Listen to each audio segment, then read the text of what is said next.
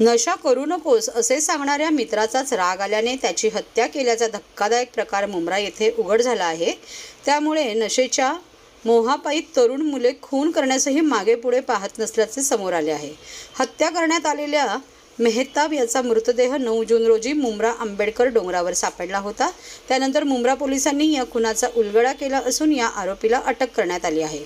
रेहान बाग येथे राहणाऱ्या मेहताब मसूरी 15 वर्ष हा 6 जूनपासून बेपत्ता असल्याने त्याच्या आईवडिलांनी या संदर्भात मुंब्रा पोलीस ठाण्यात तक्रार नोंदवली होती। त्यानंतर 9 जून रोजी मुंब्रा बायपास रोडवर असणाऱ्या आंबेडकर डोंगरावर मेहताब याचा मृतदेह पोलिसांना सापडला।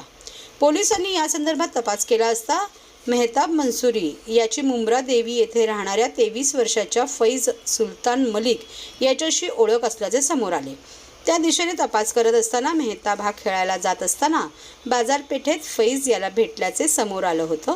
त्या दिवशी फैज सुलतान हा आंबेडकर डोंगरावर नशा करण्यासाठी जात होता। याचवेळी मेहताब मंसूरी त्याला भेटला आणि मेहताबने देखील आपल्याबरोबर नशा करण्यासाठी यावे अशी फैजची इच्छा होती। यासाठी त्याने मेहताबच्या मागे तगादा लावला। त्यानंतर मेहताब याला इच्छा नसतानाही तो फैजबरोबर जबरदस्तीने गेला। यावेळी फैजने त्या ठिकाणी नशा करण्यास सुरुवात केली। मात्र यावेळी मेहताब याने नशा करू नको असे फैज याला वारंवार सांगितले। यावरून दोघांमध्ये भांडण झाले आणि त्याच रागात मेहताब याने फैजला नशा करत असल्याचे घरच्यांना सांगेन अशी धमकी दिली।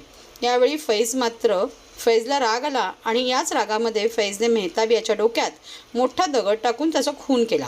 या संदर्भात पोलिसांच्या हाती मिळालेल्या CCTV फुटेज आणि गोपनीय सूत्रांच्या माहितीनुसार फैज सुलतान याला पोलिसांनी अटक केली असून अधिक तपास मुंब्रा पोलीस करत आहे।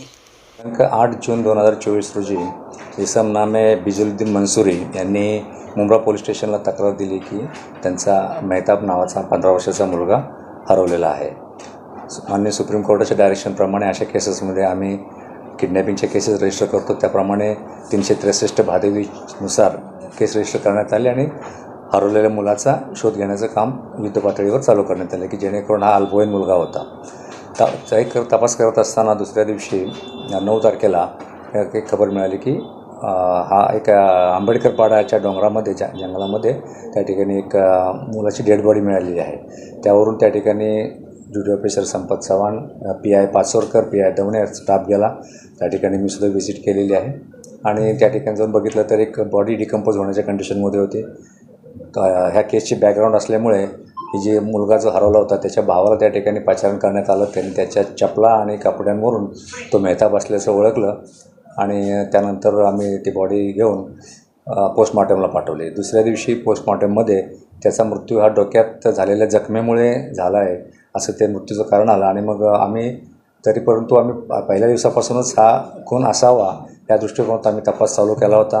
मुंब्रा पोलीस स्टेशनचे API कोरडे, API कुंभार आणि त्यांची पथकं त्या दृष्टीने त्या परिसरातील CCTV, त्या परिसरातील खाजगी इसम, मयत इसमाचे मित्र यांच्याकडे चौकशी करत होते। त्याचप्रमाणे ते तांत्रिक बाबीवर सुद्धा त्याचबरोबरीने तपास करत होते। त्या तपासामध्ये लक्षात आलं की फैज मलीम नावाचा एक जो त्यांच्याच परिचयातला मुलगा होता तर त्याच्यावर संशय बळावला गेला। त्याला ताब्यात घेण्यात आलं आणि त्याच्याकडं या विशेष पथकातल्या अधिकाऱ्यांनी कसून चौकशी केली असता त्यांनी गुन्ह्याची कबुली दिली। हा गुन्हा 6 तारखेला हा मुलगा संध्याकाळी 6 वाजता घरातून खेळण्यासाठी गेला होता आणि तेव्हापासून हा गायब होता। तर त्याच्या तपासामध्ये असं आढळून आलं की हा जो आरोपी आहे फैज आणि मेहताब हे पूर्वी देवरीपाडा ह्या भागामध्ये एकत्र राहायला होते। सध्या फैज हा कौसा मार्केट या ठिकाणी राहायला गेलेला राहत अपार्टमेंटमध्ये, पण त्याला नशा करायची सवय होती सोल्युशन या पदार्थाची आणि तो नशा करायला जात असताना त्याला रस्त्यामध्ये फैज भेटला। फैजने त्याला सांगितलं की मी तुझ्याबरोबर येतो। त्याला नकार दिला परंतु तो त्याच्याबरोबर गेला आणि तिथे गेल्यानंतर ज्यावेळी त्या मेहताबने पाहिलं की हा नशा करतोय तो म्हटलं तुझ्या आईवडिलांना मी सांगणार। त्याच्यावरून त्याचा राग येऊन त्यांनी त्याचा काखेमध्ये असा गळा दाबला, त्यात तो बेशुद्ध झाला।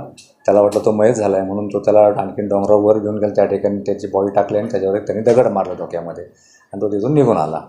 ह्या सगळ्या गोष्टीची त्यांनी कबुली दिलेली आहे। त्याचं जुनं बॅकग्राऊंड कोणतीही केस रजिस्टर नाही आहे। त्याला 11 तारखेला अरेस्ट केलेलं आहे। 15 जूनपर्यंत तो पोलीस कस्टडीमध्ये आहे आणि ही कस्टडी आम्ही वाढवून घेऊन पुढील तपास करत आहोत।